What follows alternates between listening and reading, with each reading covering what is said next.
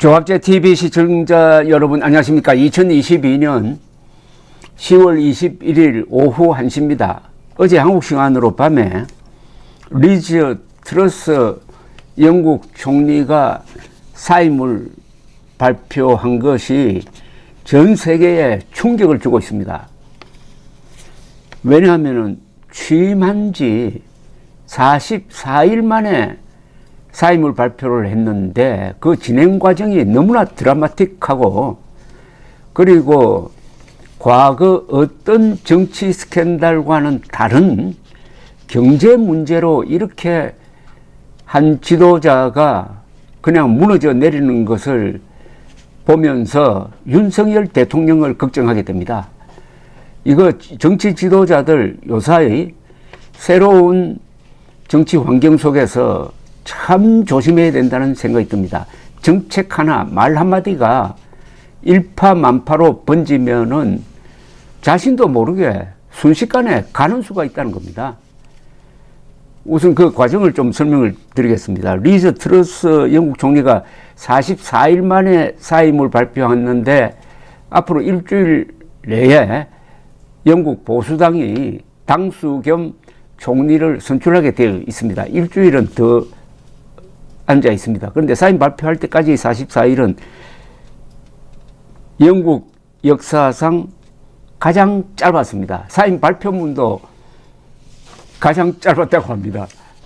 그런데 왜 이렇게 됐느냐 하면은 엘리자베스 여왕 서거로 해가지고 좀 늦게 경제 정책을 발표를 했는데 이게 레이건 또는 대처식의 말하자면은 성장 촉진 정책이었습니다. 성장을 촉진시키려면은 세금을 줄인다 하는 아주 고전적 정책을 발표를 했는데, 문제는 세금을 줄이면은 국가 재정이 어렵게 되는 거 아닙니까?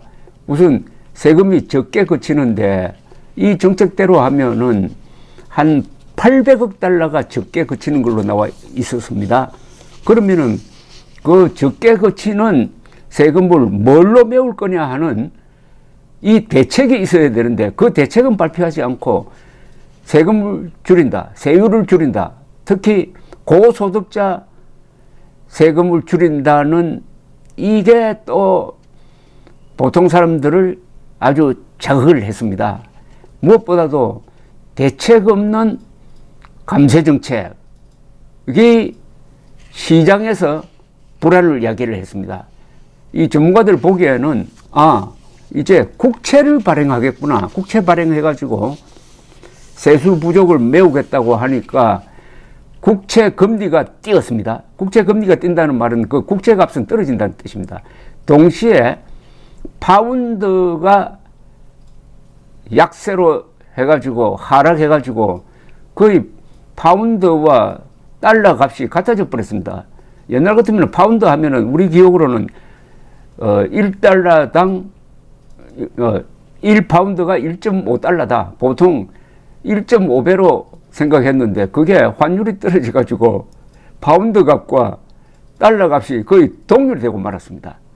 이게 시장을 흔들면서 이제는 영국도 믿을 수가 없다, 영국이나 이탈리아나 똑같다 하는 이런 불신이 전 세계 시장에 확대되면서 혹시 이게 다른 나라에도 연쇄 충격을 주가지고 세계적인 금융위기로 확산되는 것 아니냐 하는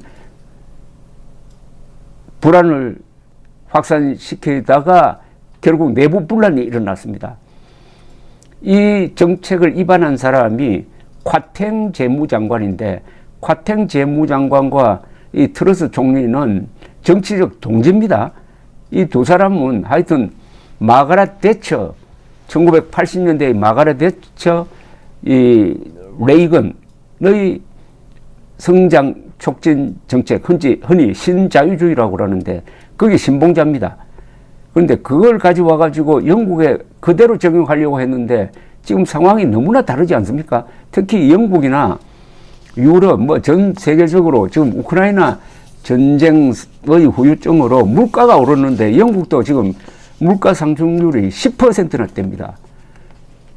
그러니까 이 정부로서는 긴축 정책을 써야 되는데 이렇게 나오니까 뭐 국채 발행도 더 한다 이렇게 나오니까 중앙은행의 정책과 정부의 정책이 완전히 충돌하고 그러다 보니까 모든 비난이 곽탱 재무장관에 쏠리니까 이 사람이 사임했는데 후임으로 등장한 사람이 이 헌트 신임 재무장관은 또 총리가 발표한 정책을 모조리 그냥 뒤집어 버리고 말았습니다. 브레버먼 내무장관은 공개적으로 총리를 비판하면서 사임하고 요 며칠 사이에는 보수당 국회의원 여러 명이 공개적으로 트러스 총리의 사임을 촉구하니까 도저히 견딜 수가 없어가지고 어제 전격적으로 사임을 발표를 했습니다. 그런데 이 보수당이 왜 이렇게 됐느냐? 지금 보수당이 영국 하원에서는 압도적 다수 의석을 차지하고는 있습니다. 그런데 문제는 이 보수당이 분열되어 있습니다. 브렉시트, 즉 EU에서 탈퇴하는 걸 놓고 보수당이 한 목소리가 나오지 않고 분열되어 버렸어요. 그러니까 아무리 압도적 다수 의석을 차지하고 있어도 힘이 모여지지가 않는 겁니다. 그런데 또 리즈 트러스를 총리로 밀어 올린 사람들은 보수당에서의 상당한 강경파, 즉 레이거노믹스 대처리즘을 믿는 강경파들이 보수당의 다수는 아닌데 똘똘 뭉쳐 있으니까 이 사람들이 결국 트러스를 당선시키기에는 성공했습니다. 그런데 트러스는 그걸 믿고 자기를 지지한 이 신자유주의파에 맞춰가지고 또 평소 소신대로 정책을 발표하는데 이 정책 발표에 따른 이 공론화 과정도 없었고 전문가들의 사전 이 검토도 없었다고 합니다. 특히 이 국가 예산을 관리하는 부서와는 일체 논의도 하지 않고 그냥 던져버렸다는 겁니다. 그런데 그냥 던져버리니까 시장에서 금융시장에서 와글와글 하면서 바로 이런 환율은 떨어지고 국채 금리는 오르고 물가도 흔들리고 하는 사태를 맞아서 결국 자멸하고 말았다는 겁니다. 자멸하고. 이게 윤석열 대통령에게 주는 아주 중대한 메시지가 있습니다. 아무리 좋은 정책을 펴려고 해도 디테일에서 실패하면 전체가 무너진다는 겁니다. 디테일. 지금 윤석열 대통령이 잘하고 있습니다.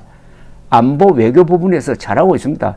전 정권 부패 수사도 이제 본격적으로 하고 있습니다. 그러나 중요한 문제에서 작은 사소한 몇 개가 어긋나 버리면은 트러스 꼴이 날 수도 있다는 걸 가르쳐 주고 있습니다.